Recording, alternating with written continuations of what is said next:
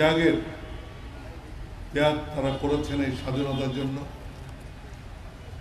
আমি আশা করব তারা যে স্বপ্ন দেখে তাদের জীবন দিয়েছেন সেই স্বপ্ন যাতে আমাদের বাস্তবায়িত। সেই স্বপ্নের মধ্যে একটি প্রধান স্বপ্ন ছিল আমাদের দেশ অসাম্প্রদায়িক দেশ। আমাদের যিনি এই দেশকে প্রতিষ্ঠা করেছেন, জাতির পিতা, তারও স্বপ্ন ছিল এই দেশ একটি অসাম্প্রদায়িক দেশ। এই দেশের মুক্তিযুদ্ধ যখন হয়েছে তখন কোনো একটি ধর্মের লোক সেদিন মুক্তিযুদ্ধ করেনি। মুক্তিযুদ্ধ করেছে সকল ধর্মের, যারা আমরা এখানে বাঙালি হিসাবে সেদিন তারা যুদ্ধে ঝাঁপিয়ে পড়েছিল তাদের ভবিষ্যতের জন্য, যাতে ভবিষ্যতে একটি সুন্দর স্বাধীন দেশ পায়, নিজেদের একটি জন্মভূমি থাকে, নিজেদের একটি পতাকা থাকে।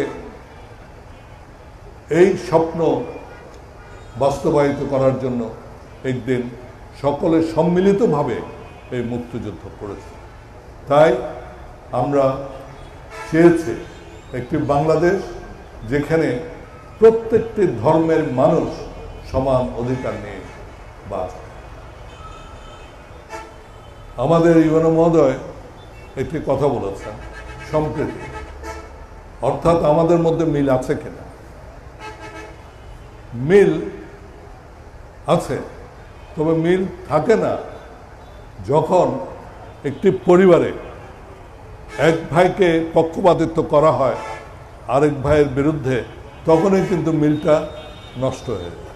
অর্থাৎ পরিবারের একজনের পক্ষে যদি পক্ষপাতিত্ব থাকে এবং আরেকজনের প্রতি অন্যায় করা হয়, তখনই কিন্তু মিলটা থাকে না। কিন্তু আমি একটি কথা বলতে চাই যে বাংলাদেশ, আমি মনে করি পৃথিবীর বুকে, এবং এই কথাটা আমি জোর দিয়ে বলছি, পৃথিবীর বুকে ধর্মীয় নিরপেক্ষতার একটি সুন্দর উদাহরণ। ধর্মীয় নিরপেক্ষতার একটি সুন্দর উদাহরণ। আমার কাছে ধর্মীয় নিরপেক্ষতা কোনটা? আমার কাছে ধর্মীয় নিরপেক্ষতা হচ্ছে, আমি যখন একটা চাকরির জন্য যাব, সেখানে সে দেখবে না আমি মুসলমান কি হিন্দু, অথবা আমি কি খ্রিস্টান। সেখানে দেখবে আমার মেধা, আমি এই চাকরির জন্য যোগ্য কিনা। সেখানে যদি পক্ষপাতিত্ব করা হয় তাহলে বলবো আমি নিরপেক্ষ নই, ধর্মীয়ভাবে নিরপেক্ষ নই। আমি যদি আজকে চাকরি দেওয়ার সময় বলি একজন মুসলমান, তাকে আমি অগ্রাধিকার দেব, তাহলেই বলা হবে যে আমি নিরপেক্ষ নই। আজকে একটি স্কুলে আমি ভর্তি হতে যাচ্ছি, আমি একজন বৌদ্ধ ধর্মের ছেলে, অথবা খ্রিস্টান ধর্মের ছেলে, অথবা হিন্দু ধর্মের ছেলে। এখন যদি সেখানে আমার স্কুলে অ্যাডমিশন দেওয়ার সময় এই প্রশ্নগুলো উঠে আমি কোন ধর্মের, তখন আমি বলবো ধর্ম নিরপেক্ষতা নাই। কিন্তু আমি আজকে জোর দিয়ে বলতে চাই, আমাদের দেশে আমার জানা মতে কোনো স্কুলে এরকম পার্থক্য তারা করতে পারে না। যদি করা হয় তাহলে তাদের বিরুদ্ধে আইনানুগ ব্যবস্থা নেওয়া দরকার। কেন দরকার? দরকার একটি কারণ, সেটা হচ্ছে যে আমাদের যে সংবিধান আছে সেখানেই বলা আছে যে আমাদের প্রত্যেকটি মানুষ তার নিজের ধর্ম পালন করার পূর্ণ স্বাধীনতা থাকবে, এবং আমরা প্রত্যেকের প্রতি নিরপেক্ষ থাকব। সেটাই হচ্ছে আমার কাছে ধর্মীয় নিরপেক্ষ। অর্থাৎ আজকে আমি যে কাজগুলো করার জন্য চেষ্টা করব, সেই কাজ আরেকটা যার ধর্ম অন্য ধর্ম তারও সেটা পাওয়ার সমান অধিকার থাকত। আমার যেই মেধা আছে সেই মেধার যদি আরেকজন অন্য ধর্মের আরেকটা ছেলে আমার চেয়ে মেধাবী হয় তাহলে তার চাকরিটা হতে হবে। সেইটা যদি না হয় তাহলে আমি বলবো আমরা পক্ষপাতিত্ব। যেই ঘটনাগুলো নিয়ে আমরা সচরাচর কথা বলি যে আমাদের মধ্যে সম্প্রীতি না, এটা সবচেয়ে দুঃখজনক ব্যাপার। একজন খারাপ মানুষ একটা জায়গায় যে একটা মন্দির ভাঙছে তার অর্থ না যে আমার মধ্যে সম্প্রীতি নাই, তার অর্থ না যে আমার রাষ্ট্র নিরপেক্ষ না। হ্যাঁ, নিরপেক্ষ হবে না কখন? মন্দির ভেঙেছে কিন্তু তার কোনো বিচার হচ্ছে না, মন্দির ভেঙেছে তার কোনো শাস্তি হচ্ছে না, তখনই আমি বলবো হ্যাঁ আমি নিরপেক্ষ নই।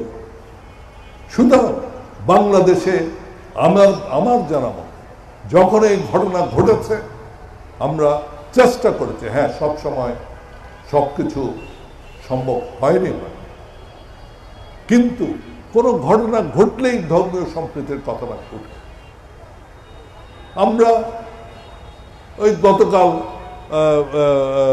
এখানে ওসি সাহেব বলছিলেন, এখানে বলছেন কেন আমি জানি না, যে ইয়েতে না এখানে বলেননি, গতকাল ইয়েতে ব্রাহ্মণবাড়িয়া আমাদের দুই দল মুসলমানদের মধ্যে প্রচন্ড সংঘাত। তো এই সংঘাত কি আমাদের সম্প্রীতি চলে গেছে? এই সংঘাত থেকে সম্প্রীতি যেতে পারে? যারা করেছে, যারা এই বিবাদগুলো করছে, এই সমস্যাগুলো করছে, আমি মনে করি সমাজ তাদেরকে যদি চিহ্নিত করে, সরকার যদি, রাষ্ট্র যদি তাদেরকে চিহ্নিত করে শাস্তি দেয়, তাহলে আমাদের মধ্যে কোনো সমস্যা থাকবে। অনেকে বলেন বাংলাদেশের সংবিধানে, আমি আসল কথায় আসছি যেটা আমরা অনেক সময় বলতে চাই, বাংলাদেশের সংবিধানে রাষ্ট্রধর্মের কথা আছে ইসলাম। ইসলাম রাষ্ট্রধর্ম কেবল যেহেতু এখানে 90% মানুষ, সেই হিসাবে একটা সিম্বল হিসাবে এটা করা হয়েছে, কিন্তু আমার দৈনন্দিন জীবনে কোন রকম পক্ষপাতিত্ব ধর্মের জন্য করা হয়। আজকে আপনি যুক্তরাজ্য সবচেয়ে বেশি ধর্মনিরপেক্ষ দেশ, ইউকে সবচেয়ে বেশি নিরপেক্ষ দেশ পৃথিবীতে, সেই দেশে আপনি যদি প্রোটেস্ট্যান্ট খ্রিস্টান না হন, কেবল খ্রিস্টান না প্রোটেস্ট্যান্ট খ্রিস্টান হতে হবে, কেবল তখনই আপনি রাজা বা রানী হতে পারেন। সেখানেও ধর্ম আছে। আজকে যুক্তরাষ্ট্রে আপনি যখন শপথ নেন রাষ্ট্রপতি হিসাবে, আপনাকে বাইবেলের উপর হাত দিয়ে শপথ নিতে হবে, কিন্তু বাংলাদেশে তো আমরা সেগুলো করি না। আমাদের এখানে তো বলা নাই যে একজন হিন্দু বা একজন খ্রিস্টান বা একজন বৌদ্ধ এই দেশের রাষ্ট্রপতি হতে পারবে না। আমরা তো আমাদের ধর্মীয় গ্রন্থের উপর হাত রেখে আমরা শপথ নেই। আমি যেটা বোঝাতে চাচ্ছি যে আমরা এই কথাগুলো বলে ধর্মকে এনে আমরা কিন্তু সমাজটাকে অস্থিতিশীল করি। আমাদের যেটা দরকার, যেটা সকলে একযোগে বলা উচিত, যে এই সব কুকর্ম যারা করবে তাদেরকে শাস্তি দিতে হবে, তাদেরকে শাস্তি দিতে হবে, এবং সরকারের দায়িত্ব, রাষ্ট্রের দায়িত্ব আমাদের প্রত্যেকটা মানুষকে রক্ষা করা। হিন্দুকে যেরকম রক্ষা করতে হবে, একজন মুসলমানকেও সেভাবে রক্ষা করতে হবে, একজন খ্রিস্টানকেও সেভাবে রক্ষা করতে হবে। সুতরাং আমি সেই দিক থেকে মনে করি যে আমাদের দেশে নিরপেক্ষতা আছে, সম্পূর্ণভাবে ধর্ম নিরপেক্ষ দেশ। সুতরাং এখানে আমাদের মধ্যে অমিল থাকার কোনো কারণ নেই।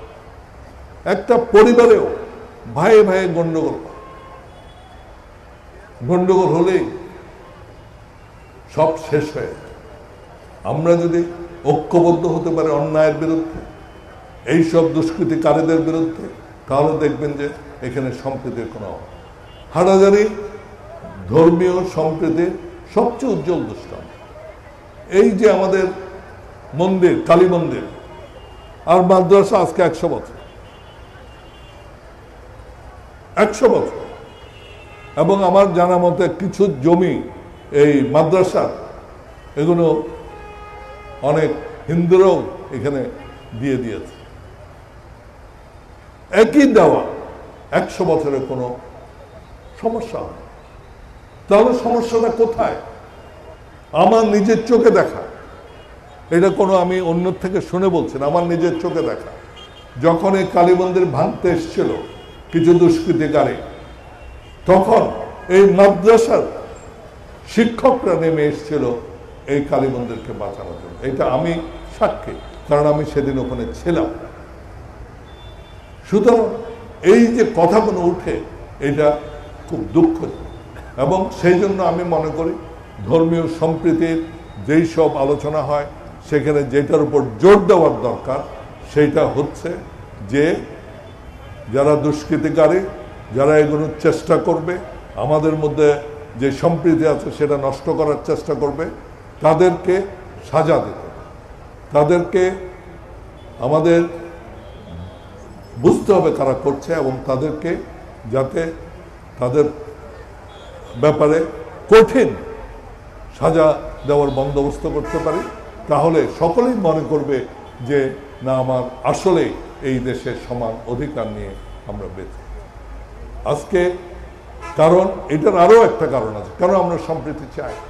কারণ হচ্ছে যে কোনো একটা গোষ্ঠীকে বাদ দিয়ে একটা গোষ্ঠী কোনোদিন এগিয়ে যেতে পারবে। বাংলাদেশ যদি এগিয়ে যেতে হয়, আমরা সামগ্রিকভাবে আমাদের এগিয়ে যেতে হবে। এবং আমি মনে করি বাংলাদেশ আজকে সবাইকে নিয়ে আমরা এগিয়ে যাচ্ছে বলে আজকে বাংলাদেশ, যে বাংলাদেশ একসময় তলাবিহীন ঝুলেছিল, সেই বাংলাদেশ আজকে উন্নয়নের মডেল হিসেবে পৃথিবীতে প্রতিষ্ঠিত। সেই বাংলাদেশ আজকে উন্নয়নশীল দেশ হিসেবে পরিগণিত হচ্ছে।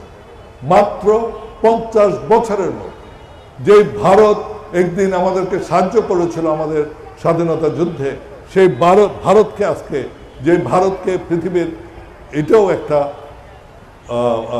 শক্তিশালী অর্থনীতি, সেই শক্তিশালী অর্থনীতিকে আমরা পিছিয়ে রেখে আজকে আমাদের মাথা পিছু আয়ে আমরা এগিয়ে যাচ্ছি।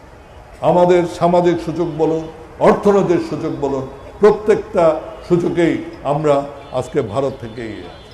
কি করে সম্ভব হয়েছে? সম্ভব হয়েছে কারণ আমরা হিন্দু, মুসলমান, বৌদ্ধ, খ্রিস্টান একযোগে, একভাবে আমরা কাজ করে যাচ্ছি। এবং আমি যেটা আশা করব যে আজকের এই সম্প্রীতি আলোচনার মধ্য দিয়ে আমরা আকুলকে ধন্যবাদ জানাতে চাই। তারা এই যে আলোচনা সেটা এখানে তারা করেছেন, এখানে এই সম্প্রীতির আলোচনা করেছেন, এবং এতে আমি মনে করি হাটাজারির মানুষ উপকৃত হবে, আরো ঐক্যবদ্ধ হবে, এবং আমরা কোনো দুর্ঘটনা দেখতে চাই না। এবং এর মধ্যে যারা ধর্মীয় নেতৃবৃন্দ আছেন তাদেরকেও এগিয়ে আসতে হবে, মানুষকে বোঝাতে হবে যে এটি এমন একটা দেশ যেখানে আমরা আমাদের মধ্যে কোনো ভেদাভেদ, আমাদের মধ্যে কোনো অনর্থ, আমরা কারো পক্ষপাতিত্ব করে আমরা মেধার ভিত্তিতে আমাদের সমাজটাকে চালাতে চাই এবং সবাইকে নিয়ে আমরা এগিয়ে যেতে চাই। আপনাদের অনেক অনেক ধন্যবাদ আজকে এখানে আসার জন্য। ধন্যবাদ। আসসালামু আলাইকুম।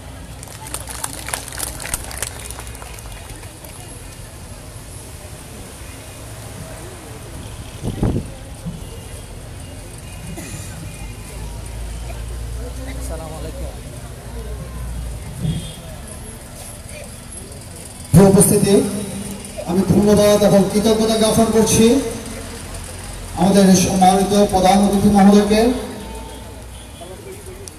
ওনার অত্যন্ত সুন্দর গুরুত্বপূর্ণ দিক নির্দেশনামূলক বক্তব্য প্রদানের জন্য, যে বক্তব্যের মধ্য দিয়ে আমরা হাটহাজারীর সকল স্তরের শ্রেণী পেশা জাতিগোষ্ঠীর মানুষ এক কাতারে থেকে হাটহাজারীর জন্য কাজ করতে পারি এবং পারব। প্রিয় উপস্থিতি, আমরা আমাদের আজকের এই সাম্প্রদায়িক সম্প্রীতি মেলার আলোচনার একেবারে শেষ পর্যায়ে চলে এসেছি। আমি এই পর্যায়ে